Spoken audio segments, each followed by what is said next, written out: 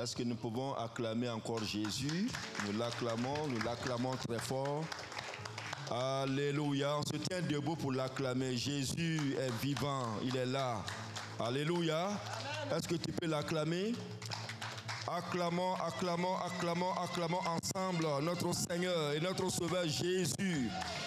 Amen, amen, amen, amen. Asseyez-vous.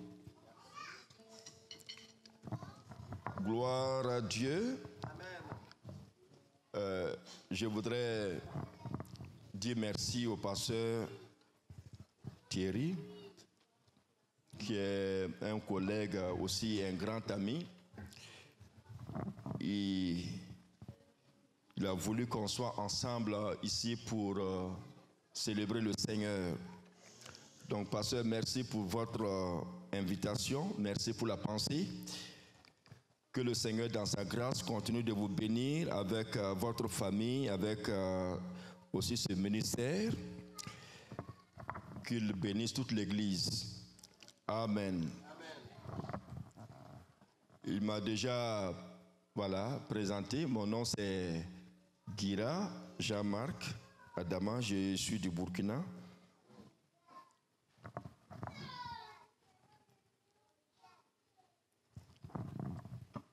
Ce n'est pas ma première fois de faire le culte ici, c'est la deuxième fois.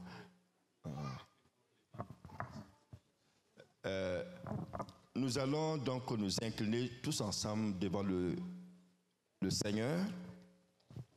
Est-ce que tu peux baisser ta tête devant le Seigneur? Alléluia. Devant la personne du Saint-Esprit qui t'a conduit ici. Et si tu es content d'être là, dis-lui simplement merci. Dis au Saint-Esprit que tu es dans la joie. Tu reconnais que c'est une grâce qu'il t'a faite. Le Saint-Esprit a pensé à toi, dans ta famille, dans ton pays. Il a pensé à toi.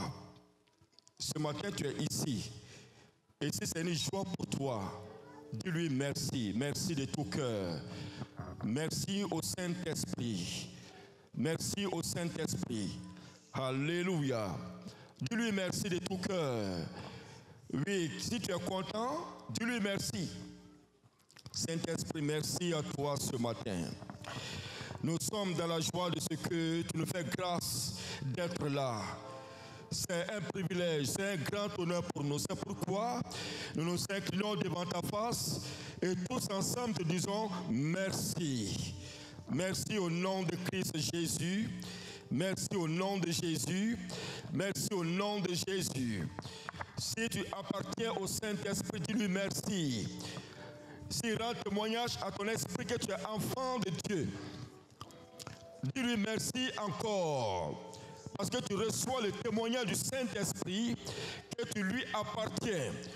Tu appartiens à Christ. Tu es un enfant de Dieu. Dis merci maintenant au Saint-Esprit. Alléluia. Oh, rends grâce au Saint-Esprit pour ce témoignage que tu as dans ton cœur. Alléluia. Merci, merci.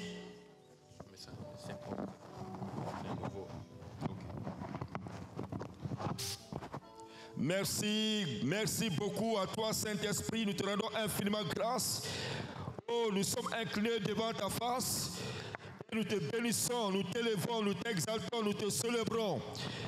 Gloire et honneur à toi, élévation à toi, action de grâce à toi. Tu rends témoignage à notre esprit que nous t'appartenons. Nous sommes tes bien-aimés, nous sommes tes enfants. Nous avons la vie éternelle. Nous sommes passés de la mort à la vie. C'est pourquoi, oh, tous ensemble, nous sommes inclinés devant toi pour te dire merci, merci, merci. Au nom de Christ Jésus, au nom puissant de Jésus, au nom merveilleux de Christ Jésus. Alléluia. Oh, reçois toute la gloire, reçois toute la gloire. Reçois la gloire, reçois la louange, reçois l'élévation, reçois la célébration, reçois les actions de grâce. Alléluia. Merci à toi. Merci à toi. Merci à toi. Oh, nous te rendons infiniment grâce. Que la gloire, l'honneur, l'élévation te reviennent. Les actions de grâce sont à toi seul. Amen. Tu es toujours incliné devant la personne du Saint-Esprit. Crois que tu es incliné devant la personne du Saint-Esprit, il t'entend. Maintenant, tu vas lui demander pardon pour si toutefois tu reconnais l'avoir négligé. Si tu reconnais avoir négligé la personne du Saint-Esprit, tu reconnais avoir pris des décisions sans l'avoir consulté, tu reconnais que dans ta marche avec Dieu, tu es de la négligence avec la personne du Saint-Esprit, tu es incliné devant sa face. Dis-lui que tu demandes pardon, tu regrettes, parce que tu l'appartiens. Il est ton Seigneur, il est ton Dieu, il est ton Père. Dis-lui que tu demandes pardon maintenant. Prions le Seigneur ensemble. Alléluia, alléluia. Voici tes bien-aimés sont inclinés devant toi. Écoute le prière. Écoute le prière. Sois attentif à nos supplications. Nous prions que tu pardonnes encore aujourd'hui. Pardonne au nom puissant de Christ. Pardonne à chacun de nous encore ce matin. Pardonne, je t'en prie et je t'en supplie. Pardonne, s'il te plaît. Que nous soyons pardonnés, lavés, purifiés et sanctifiés. Alléluia. Oh, Saint-Esprit, Saint-Esprit, Saint-Esprit. Alléluia. Écoute la prière. Écoute la prière. Pardonne, purifie, lave, sanctifie. Au nom puissant de Christ, nous nous attendons tous à toi ce matin. Nous voulons expérimenter ta présence. Nous voulons être en contact maintenant avec toi. Oh Saint-Esprit, alléluia. Gloire à toi. Gloire à toi. Gloire à toi. Gloire à toi. Aujourd'hui encore, tu pardonnes. Tu laves, tu purifies, tu sanctifies. Merci. Au nom de Christ Jésus. Au nom puissant de Jésus. Dans l'autorité du nom de Christ Jésus. Amen. Saint-Esprit, ce matin nous sommes devant toi. Tous ceux qui sont là, qui ont eu la grâce, le privilège de se déplacer de ces yeux jusqu'ici, qui sont inclinés maintenant devant ta face, je les confie tous à toi. Au nom puissant de Christ Jésus. Tous s'attendent maintenant à toi. Ils reconnaissent qu'ils t'appartiennent. Ils sont tes serviteurs, tes servantes, tes fils et tes filles. Ils désirent maintenant, Saint-Esprit, une visitation spéciale. Ils attendent maintenant un attouchement. C'est pourquoi je prie, Saint-Esprit, qu'au nom de Christ Jésus, tu rencontres ton peuple, rencontre tes enfants, rencontre tes bien-aimés maintenant. Au nom puissant de Christ, alléluia, alléluia, tous, tous, tous, agis dans la vie de ton peuple. Interviens puissamment maintenant dans l'autorité du nom de Christ Jésus, dans le puissant nom de Christ Jésus. Saint-Esprit, alléluia, nous prions ce matin. Si quelqu'un est là, il passe par des temps de tristesse, des moments d'angoisse, dans le puissant nom de Christ, glorieux Saint-Esprit, de le toucher, de le toucher, qu'il reçoive ton attouchement, parce que tu es là, et il est incliné devant ta face, agis dans sa vie, que la tristesse, les angoisses, la détresse disparaissent de sa vie. Maintenant même, glorieux Saint-Esprit, alléluia, remplis ce cœur de paix et de joie dans le puissant nom de Christ Jésus. Au nom de Jésus, au nom puissant de Christ Jésus, merci pour ce que tu fais. Nous sommes toujours inclinés devant la personne du Saint-Esprit qui te connaît parfaitement. Alléluia. Qui est ton consolateur parfait.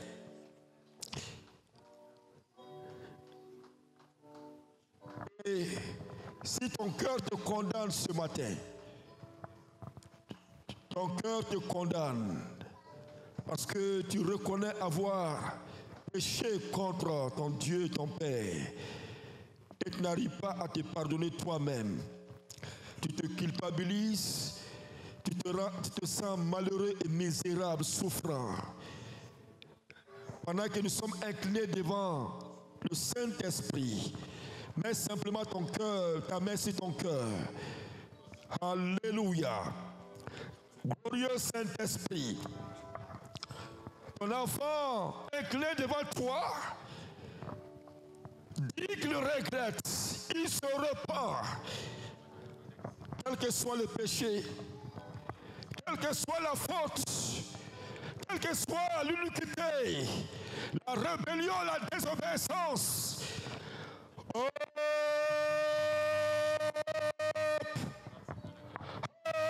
alléluia. Pardonne maintenant. Pardonne. Qu'il soit libéré. Qu'il soit libéré. Libère ton fils. Libère ta fille. Libère maintenant. À cause de ton grand nom. À cause de toutes les œuvres que Christ a accomplies à la croix de Calvaire. Il se repart. Il dit qu'il est attristé. Il a perdu la joie. Il n'a plus le repos. Fais grâce à ton enfant. Fais grâce à ta fille. Je t'en prie, au nom puissant de Christ Jésus, purifie ce matin. Lave ce matin. Sanctifie ce matin. Dans le puissant nom de Christ Jésus. Dans l'autorité du nom de Christ Jésus. Alléluia. Alléluia. Alléluia. Gloire à toi ce matin. Adoration, célébration à toi ce matin. Action de grâce à toi seul. Oh, te disons merci pour ce que tu fais dans la vie de ton peuple. Merci pour ta présence. Tu relèves. Le Saint-Esprit te relève.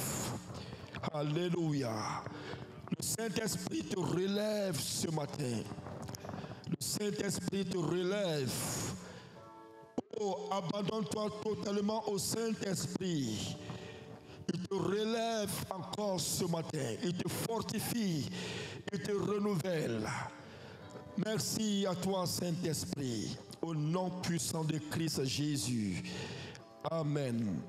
Amen. Amen. Gloire au Seigneur Jésus.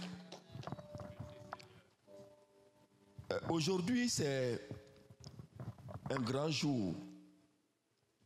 Un grand jour parce que non seulement nous avons une grande rencontre avec notre Dieu, avec la personne du Saint-Esprit, mais nous avons aussi assisté au baptême d'eau, qui est un grand événement. Alors que le nom du Seigneur soit béni. Et félicitations aux néophytes. Je voudrais proposer une lecture dans Proverbes chapitre 11, le verset 30. Je ne serai pas long. Je ne voudrais pas être long aujourd'hui. Proverbes chapitre 11 et le verset 30.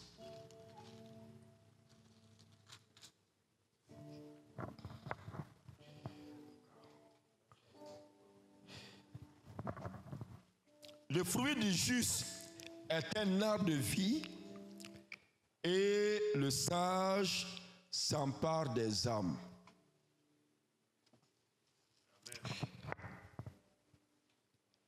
C'est la dernière phrase qui va beaucoup nous intéresser. Le sage s'empare des âmes. Et si je dois vous proposer un thème, je vais te poser la question: où est ta sagesse? Où est ta sagesse? L'Ecclésiaste, qui est Salomon, un fils à David,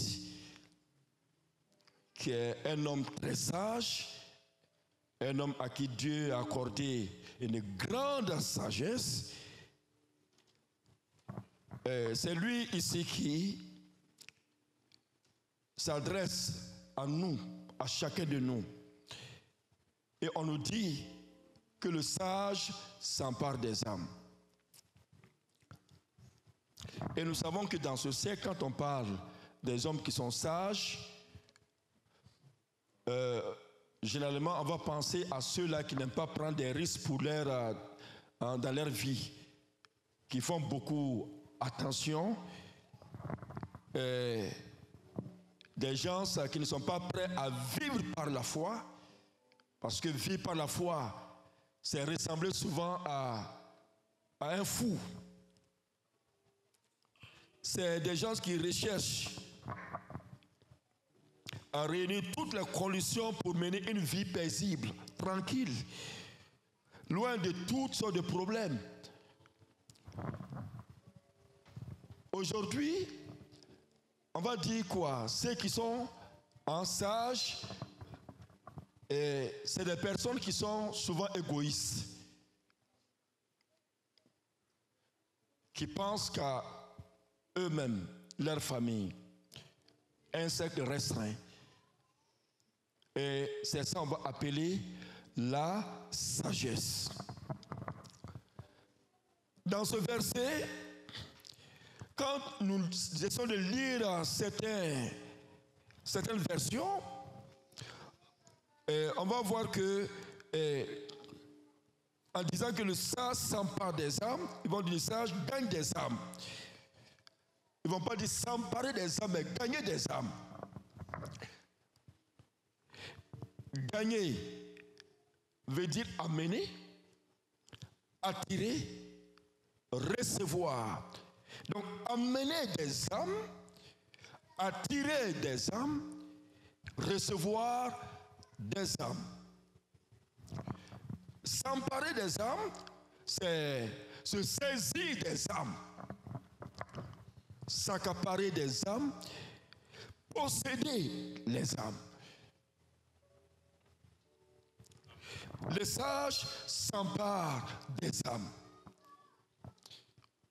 Est-ce que nous sommes sages? Si nous sommes vraiment sages, alors, si je dis où est ta sagesse, tu vas, pour prouver, pour démontrer, tu dois montrer une âme. Voici ma sagesse. Je démontre, je prouve que je suis sage. Amen. Gloire à Dieu. Pose la question maintenant à ton voisin ou à ta voisine. Où est ta sagesse?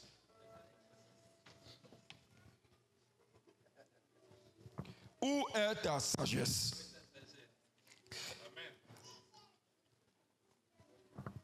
Ici, s'emparer des hommes, C'est plus que partager des traités sortis et partager des traités avec les gens.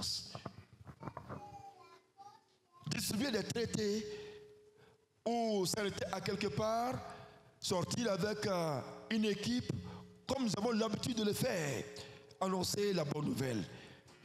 C'est plus que ça.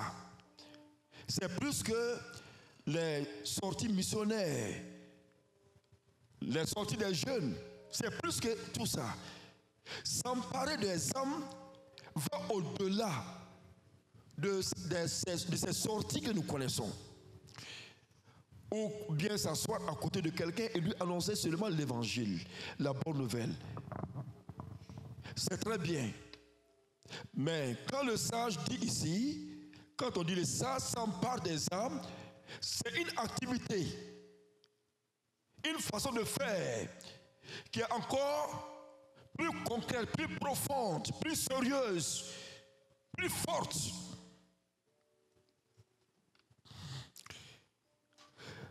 S'emparer des âmes, ce que le sage veut nous dire ici, ce qu'on veut qu'on comprenne dans ce verset, c'est cibler d'abord l'âme. Vous devez cibler l'âme. Quand on veut s'emparer d'une âme, il faut la cibler. Il faut cibler l'âme. Dis, c'est cette âme-là je veux. Amen. Amen. Vous voyez que ça commence à changer. Le sage s'empare des âmes. L'âme doit être d'abord ciblée.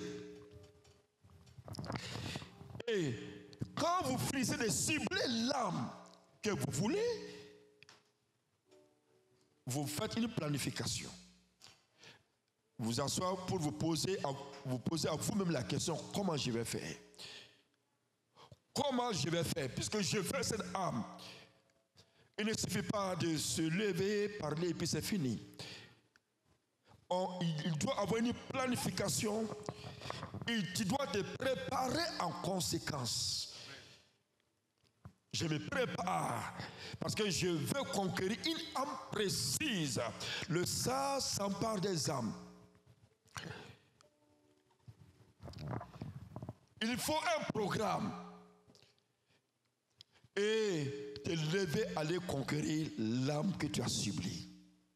Et ça demande une démarche. Ça demande une façon de faire. Ça demande un comportement.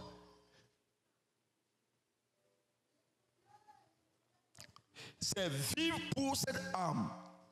Vivre pour cette âme. Je le dis ici parce que je crois que le Seigneur veut intervenir dans cette église. Je crois que les chairs seront remplies. Il n'y aura pas de place dans votre église. Elle sera petite pour vous. Amen. Ce que je saurais dire est possible. Puisqu'il suffit seulement d'être sage, de pratiquer la sagesse, de faire un choix. Quand je décide de choisir de devenir sage, ça va devenir possible. Mais si je refuse, ça ne peut pas être possible. Quand je fais le choix, c'est normal que ça soit possible. Que ce qui est difficile devienne facile. Ce qui est impossible devienne possible.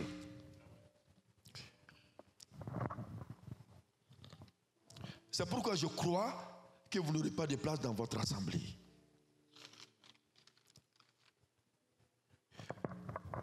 Et nous avons intérêt à choisir la voie de la sagesse. Le contraire de ce verset, c'est quoi? C'est l'insensé. L'insensé se débarrasse des âmes. L'insensé se débarrasse des âmes. Souvent, c'est notre comportement. Une âme ne nous dit pas grand-chose. Une âme nous importe peu. Ce n'est pas notre problème. On n'a pas de vision pour une âme. Surtout dans ce monde où tout le monde se cherche. Tout le monde a des problèmes. Qui a le temps de penser à l'âme de son frère, à l'âme de son voisin? Donc l'insensé se débarrasse. Il fuit même les âmes. Il fuit même les âmes. Et parce qu'il est insensé, il ne peut pas avoir une âme. Il ne peut pas gagner une âme. Pourquoi? Il est insensé. Des comportements vont le suivre. Le comportement envers l'âme va amener l'âme à le fuir. Prenez un exemple sur quelqu'un qui n'a aucune importance pour une âme. Vous êtes ensemble, son comportement, il suffit seulement une petite erreur, vous allez vous séparer. Vous allez vous bagarrer, vous allez vous insulter. Puisque il ne poursuit rien dans ta vie. Il ne veut rien de toi. Mais celui qui est sage, qui veut ton âme, même si tu le piétines, même si tu l'insultes, quel que soit ce que tu vas faire, il va accepter, il va supporter. Pourquoi? Parce qu'il recherche ton âme. Amen. Pourquoi souvent on n'arrive pas à supporter les gens? Dans les services, on ne peut pas se supporter. Dans les familles, on ne peut pas se supporter. Pourquoi on n'arrive pas à supporter souvent les inconvertis? Pourquoi? On n'arrive pas souvent à les pardonner.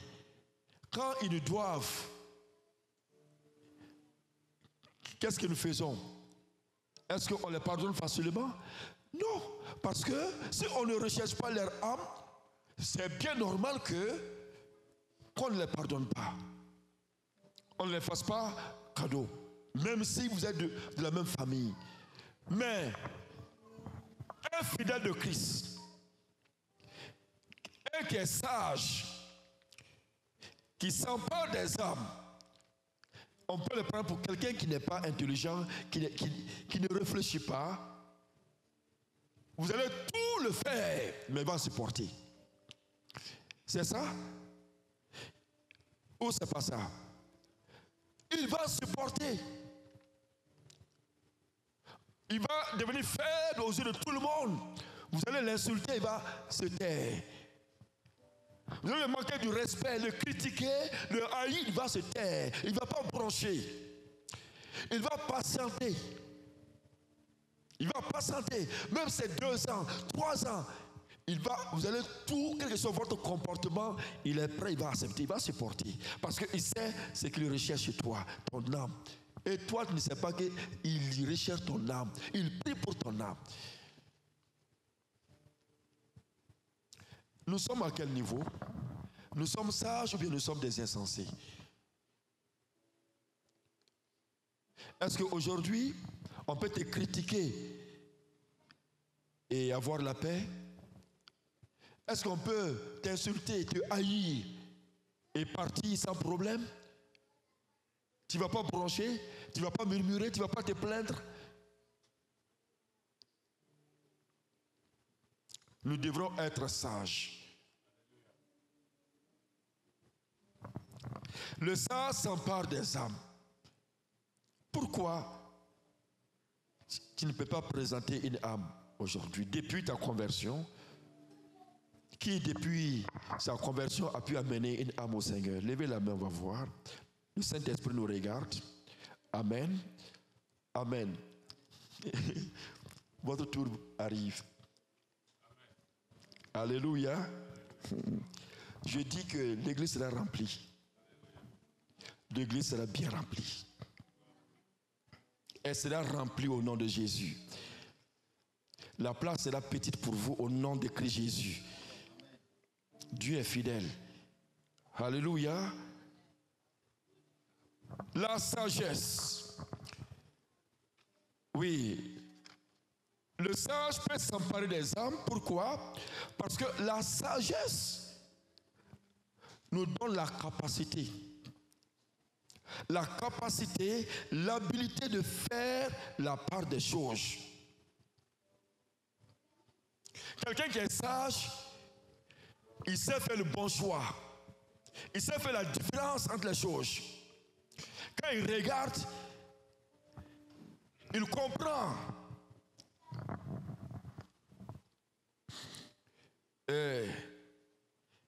il fait le bon choix parce qu'il est sage. Le bon choix pour sa vie. Nous sommes dans ce monde. Il faut être sage pour prendre de bonnes décisions, faire un bon choix pour ta vie. Pour toi-même, un bon choix pour ta vie. Tu ne peux pas vivre comme ça. Un choix. Depuis que tu es très jeune, depuis que tu as la force, tu dois faire le bon choix, prendre la bonne direction. Commencer à faire ce qui est bien pour toi aujourd'hui et toute ta vie.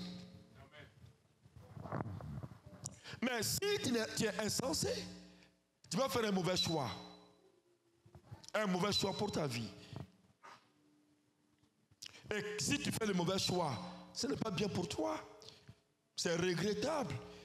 Et même si tu as tout l'or du monde, toute la richesse du monde, tu as fait un mauvais choix pour toi dans la vie, tu vas regretter.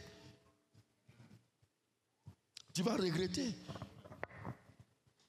Mais la sagesse nous donne de prendre de bonnes décisions, de faire un bon choix pour notre vie.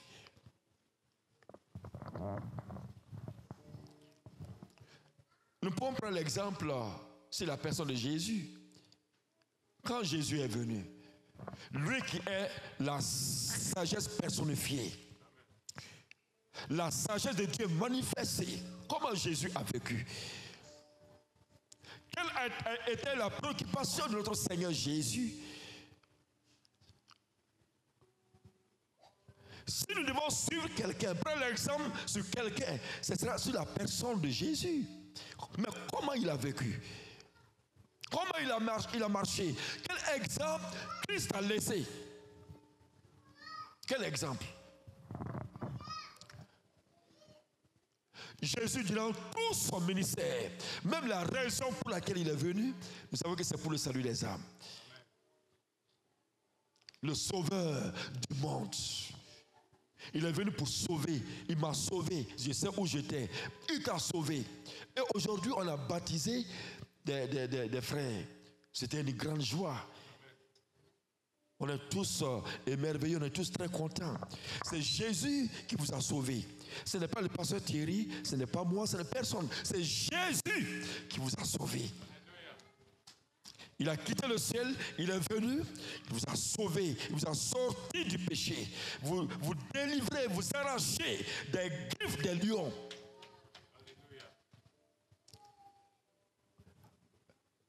Jésus, le sauveur du monde. C'est cet exemple qui te laisse. Le sage s'empare des âmes. Toute ta vie, tu peux aussi t'intéresser aux âmes. Tu peux t'intéresser aux âmes. C'est la voie de la sagesse. Amen. C'est la voie de la sagesse. Dis à ton voisin, c'est la voie de la sagesse. Pose-lui la question, quand est-ce que tu seras sage?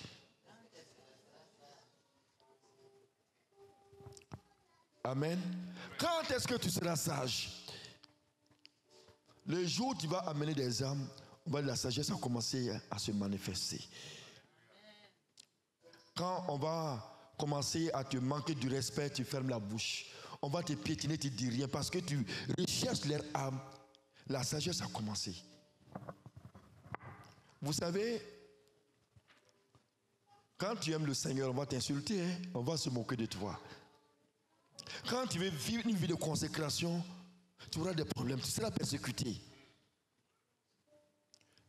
Quand tu veux te consacrer à Dieu, les démons même vont se tourner contre toi. Les esprits vont s'opposer à toi. Ils vont utiliser des hommes partout pour te rendre la vie difficile. Tu peux avoir beaucoup d'ennemis à cause de ta foi. Et beaucoup d'autres épreuves. Amen. Mais tu comprendras. Tu comprendras parce que tu sais ce que tu veux. Tu sais pourquoi. Pourquoi tu as toutes ces épreuves-là? Pourquoi ces gens sont contre toi? Tu sauras, tu comprendras. Mais la bonne nouvelle est que le Saint-Esprit sera toujours avec toi. Il va te fortifier. Il va t'assister. Il va te renouveler. Il sera avec toi. Il va t'équiper. Et il va te conduire de gloire en gloire, de grâce en grâce, d'élévation en élévation, aux yeux de ta famille, du monde. Oui.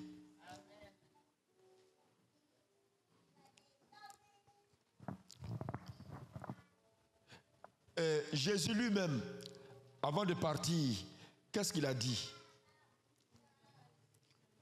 Dans Matthieu chapitre 28, versets 18 à 20. Allez-y, faites de toutes les nations des disciples. Sa dernière parole, la dernière recommandation, la grande commission, voici, et tous nous sommes invités. Tous nous sommes invités. Personne ne peut t'empêcher de participer à la grande commission. Personne, aucun pasteur, aucun apôtre, personne, tout le monde peut participer à la grande commission. Tout le monde. Ça, c'est une grâce que le Seigneur nous fait. On ne négocie pas. Tout le monde peut être grand. Je n'ai pas besoin d'être pasteur pour gagner des âmes. Je n'ai pas besoin d'être évangéliste pour gagner des âmes. Je n'ai pas besoin d'être prophète pour gagner des âmes. Je peux, que je sois pasteur ou pas, évangéliste ou pas, apôtre ou pas, je peux gagner des âmes. Je peux. Je peux gagner une âme, des âmes, plusieurs âmes. Il a dit, allez-y, faites de toutes les nations des disciples.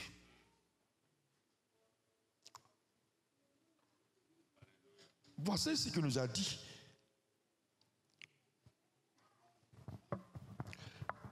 Ce n'est pas pour rien, souvent nous avons des problèmes. Nous sommes tellement tournés sur nous-mêmes qu'on ne voit que nos problèmes. On n'est plus capable de voir une âme, c'est pourquoi on voit que nos problèmes. On ne voit pas la misère des gens, c'est pourquoi on voit notre propre misère. On ne voit pas la souffrance de ceux qui nous entourent, c'est pourquoi on voit notre propre souffrance. On ne voit pas la misère des autres, c'est pourquoi on voit notre propre misère. Si on avait les yeux pour voir la misère de ceux qui nous entourent, on ne verra jamais notre misère. Amen? Non. Tu ne verras pas ta pauvreté. Non.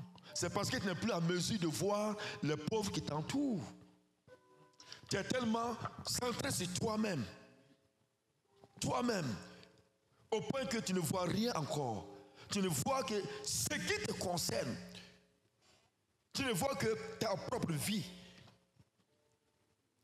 Et ça ne fait que t'attrister, te rendre misérable, malheureux. Ça ne fait que t'affaiblir. Tu sais, je vais te dire quelque chose. La solution, aujourd'hui même, ce n'est pas une délivrance. Décide de considérer les âmes qui t'entourent. Décide seulement. Tu verras ce qui va se passer dans ta vie. C'est ça la vie chrétienne. Dans ces derniers temps, un moment où on parle du retour de notre Seigneur Jésus, quelqu'un disait que lui ne pense pas que d'ici 2 mois, le Seigneur ne serait pas venu. Parce que toutes les prophéties sont accomplies. Quand vous suivez l'actualité, souvent on est tenté de lui donner raison. Tout est prêt. Tout dernièrement, on a vu Macron qui a dit la bête arrive. Mais c'est comme Jean-Baptiste qui présentait aussi Jésus. Voici le Fils de l'homme, le Sauveur du monde, le Fils de Dieu. Macron est comme Jean-Baptiste qui présente la bête. Les prophéties sont accomplies. Avec ce qui se passe aujourd'hui entre Israël et la Palestine là. Mais la 3e guerre mondiale est juste à côté. Tout est fait prêt. Tout le monde est paniqué. Tout le monde, toutes les puissances mondiales sont paniquées. Personne ne contrôle encore quelque chose. Mais nous qui sommes de l'église, on dirait nous dormons. Jésus va revenir. Jésus va revenir. Mais nous sommes là. Qu'est-ce que nous voulons? Qu'est-ce que nous recherchons? Qu'est-ce que nous devons faire?